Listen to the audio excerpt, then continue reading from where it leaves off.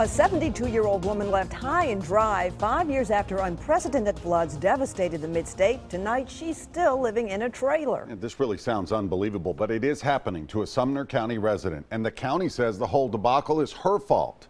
Our Chris Conti joins us to explain. And Rory, this was all done under a state grant program meant to help residents rebuild after floods. But now Suzanne Smallhammer is at an impasse with sorts with Sumner County, and her options have run out. Bledsoe Creek may sound tranquil. It's calm today.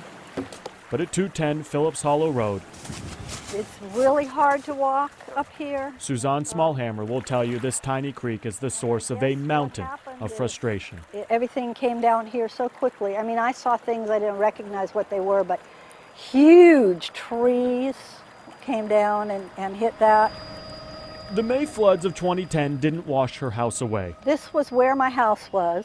The skeletal remains of her once quiet little home were left behind, rather, by a grant program. But I heard the words, has to be torn down, and I went, well, they know better than I do. Last year, Sumner County told Suzanne her home was too close to a floodplain, so she agreed to let it be torn down, promised that state funds would build her a new one. All of me wishes I had never agreed to it. And yet, for the last year, Closet in here. this 72-year-old woman Shoes. has been living out of an 8 by 30-foot camper. You want to come out? And she's not the only one living here Grace, come here, honey. who's suffering the consequences.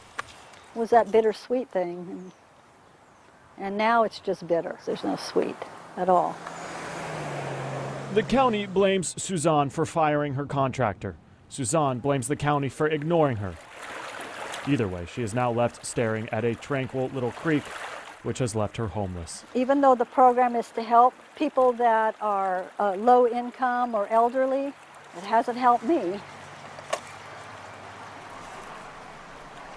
We talked to the Sumner County attorney today. She told us the only thing standing in the way of Suzanne getting a new home is Suzanne. She also said she doubts any contractors will now want to bid on building that new home because of Suzanne's decision to talk about this to the media.